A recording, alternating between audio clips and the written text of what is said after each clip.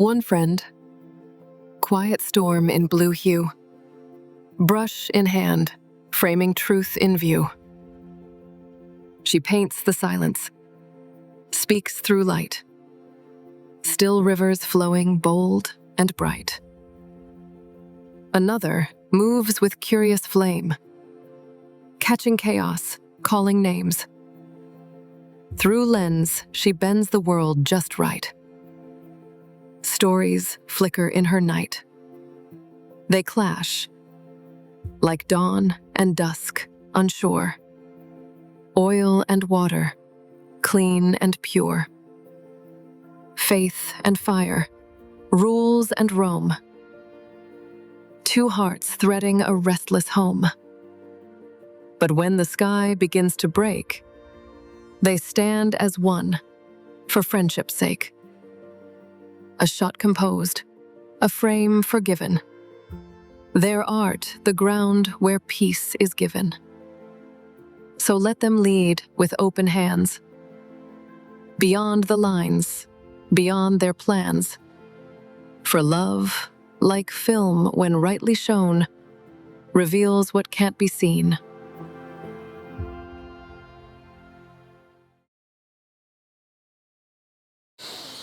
So, like the title said, you have been lied to about the film look. You just watched a film that I shot on 16mm, and we're going to talk about it. And I wrote down a couple of things that we're going to talk about the film look.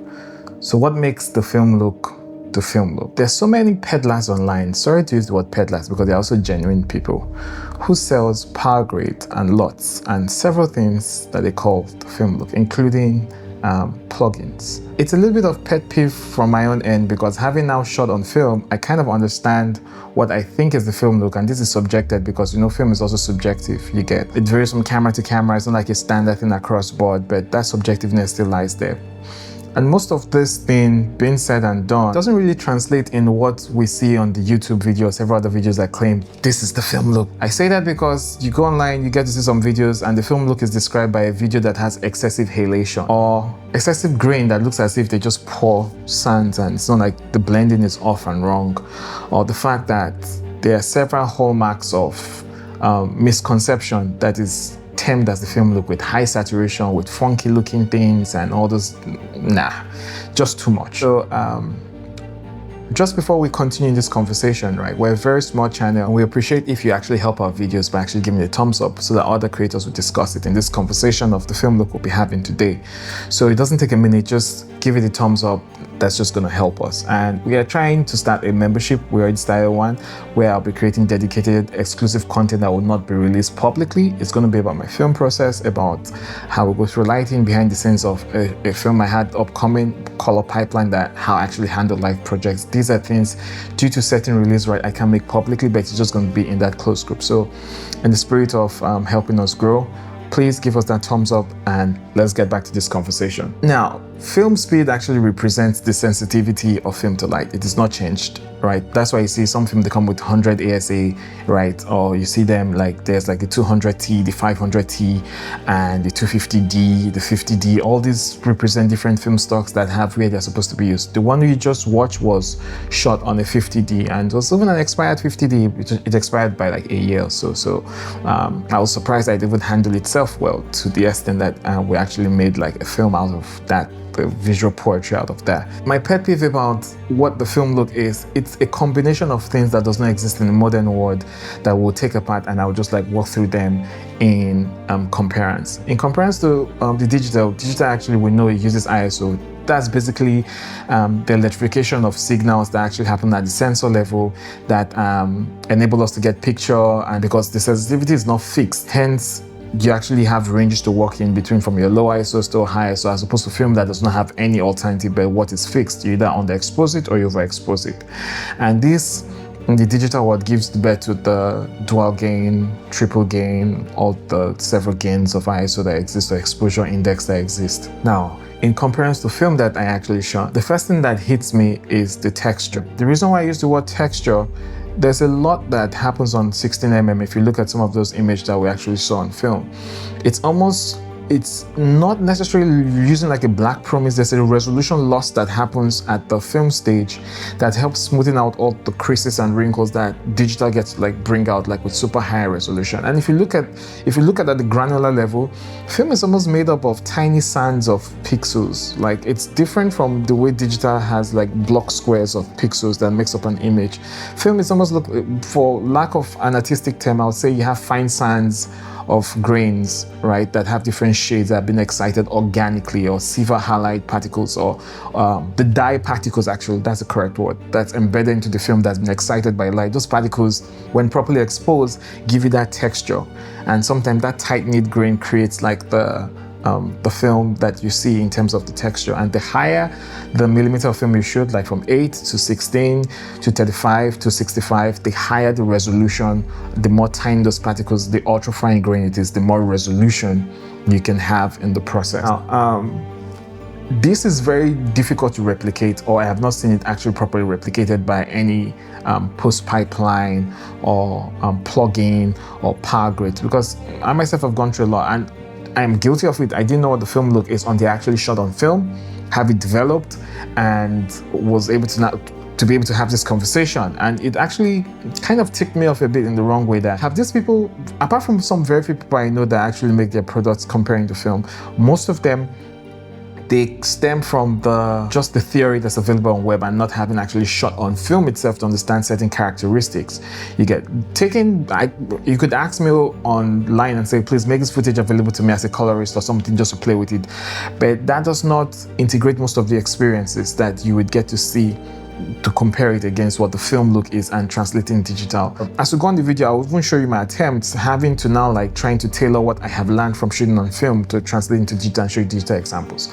But the next thing we'll get to talk about, as we say in certain videos, film does not have the halation that you see in digital that uses those plugins that gives that bright brown glow.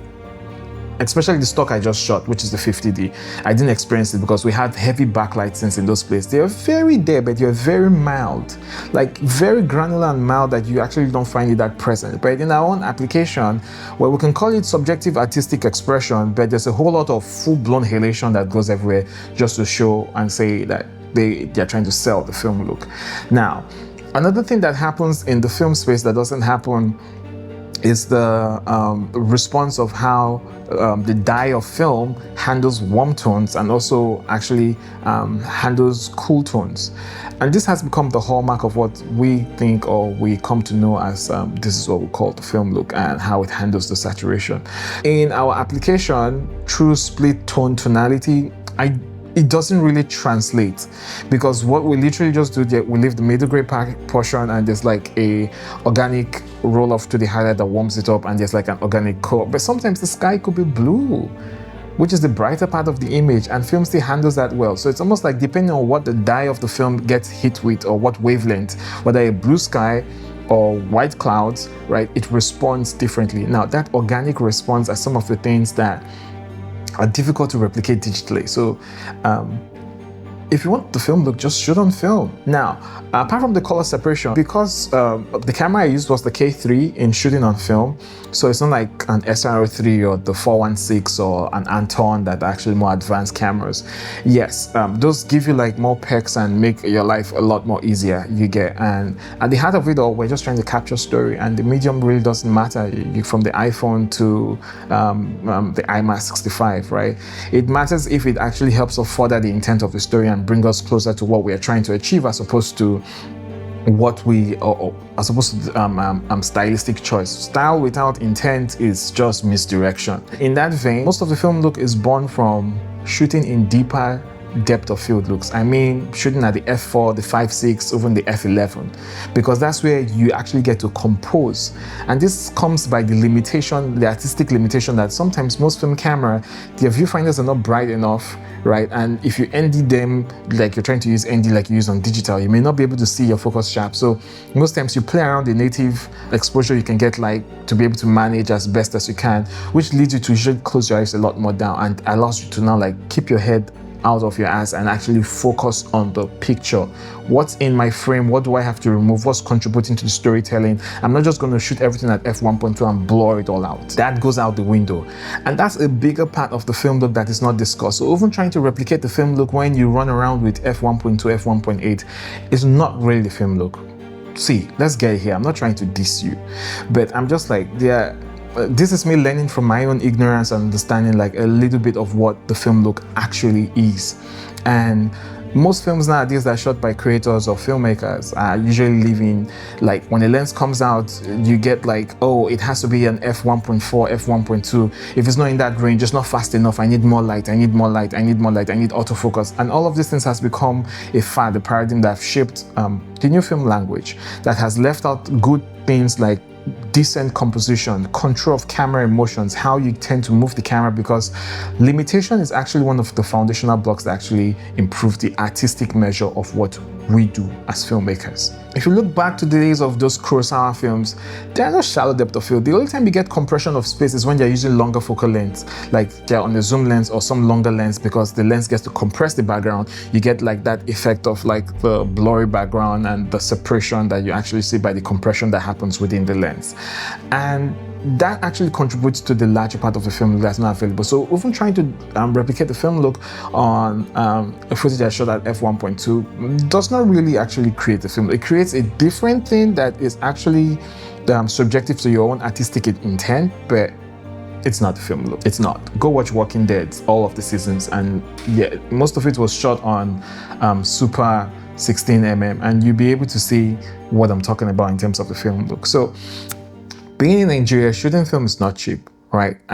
Because I had to like take on this experiment to buy the film, and the cost I'm giving you is without the cost of the camera and also without before taxes or whatever import duties or whatever extras you may face. So the film cost about 108,454 naira, which approximately, as at today's rate, of $69.95, right? For a 100-foot spool of 50D, that's what it will cost you. To ship it out to the state, because I used a lab called Negative Space, they were gracious. I emailed them. They actually, I got up a recommendation after doing some research. They actually sent 4K scans in ProRes, and a 100-foot roll cost me about $55. That translated to like 46,000. No, sorry.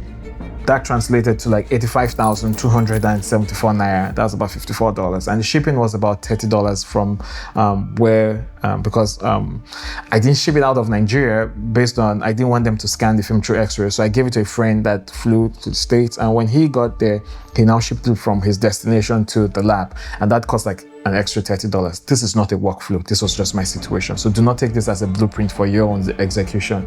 And that translated to like 46,580 naira. So the total cost to shoot 100 foot of 16mm film is 240,246 naira. That's about $154.96. So you can now get to see why when you shoot on film, it just programs your brain into quality mode. You can't be burning that money. It's not like a memory card that I say we are finding it in post. It doesn't give you the endless sea of let's just keep going, let's try this of options. You have to come in, you have to be decisive, you have to be precise. A lot of editing happens in your brain. Everything that is shot would be used. And if you shoot rubbish, well, you're stuck with it. And it's just like a hardcore process that's just going to increase your capacity of learning. I plan on acquiring like a Canon 1V that shoots an SLR on stills to actually practice with most of the Vision 3 stocks, those ones that are actually respooled, and actually just do tests. It might be very expensive to do them on a 16mm medium, right? I could just do it on a 35 single still medium and take a picture, like bracket exposures of under, over, different ratios of lighting, different gel and color and how the film responds, and just develop it normally through the ENC2 process, if I'm correct. Yeah, and use that to actually like learn more on how I want, and also experiment with mediums like Ectochrome, 500T. I know I'll be shooting a bit more on film just to explore and get, because that's all we all chase, the essence of the newest cinema camera. It's filmic. The word cinematic is a fad. It's not a quantitative value we can measure. It just refers to a shallow depth of field, a look, a feel, almost like a taste, right? That we all come to find appeal and we just grind it. There's nothing cinematic. Really, we really have to start learning how to compose, because most of us have lost the ability to compose because all our life is trying to shoot at f1.2, 2.8. Nobody has, there are presently no films in my region that I know that has been shot at f4, 5, 6 constantly throughout that focuses on composition. Yes, it will be a Heaven's Day celebration for the focus puller because it's going to be a lot more easy to pull, right? But right now we are chasing a lot of things that, in my opinion, we could actually improve and make better. Sometimes when I watch the old films that actually uses color, dimension, composition to be able to shape things, I miss most of those things. Now, in my own interpretation of trying to also recreate the film look, these are some of the images I actually did make of comparing what I have learned about film. Obviously, it is not exact, obviously, because you can still see that the resolution loss in comparison to that is not there, because that resolution loss that exists in even 15, it actually smooths out the skin and the texture of the film a lot more. I have not found a way to do that yet, because that looks like a special thing that happens organically, because film is like an organic medium where light reacts to dye, as opposed to electronically, whereby we go through pixels, amplification circuits, and compression and codec and whatever. When I got my 4K scans back from Negative Lab, they came right in ProRes 444, because they do a 6K scan, which is almost like a blow up, and now downsample it like 4K, so you get the best of whatever you can be. It's just an interesting process, you get, because I have now a reference point to actually compare things I make on my Canons, on my C70s, or things I actually do to it just gives me a benchmark for the workflow. So really, next time you go online and you see get my look pack or get my DCTL pack, it's going to give you the film look. Ask yourself, what is the film look? What do we refer to as cinematic? What are the things that attributes that brings it full circle? You get things like it has gate weave, it has this. Gate weave is like badge registration in the camera. It shows a defaulted camera. It's not actually a plus of the film look. There's a lot of subjectivity that happens on the conversation of film look. I just think that a lot of us should be a lot more open and actually educate others that do not know about this. And when you even try to sell to them, make them understand what you were doing. And it goes a long way in improving the ecosystem, improving the community. I hope this has been useful to you. And if you made it far to the end of this video, thank you very much. Leave us a like and comment. I'll get to put out more things when I shoot on film. It's going to take a while because it's going to I have to do ship.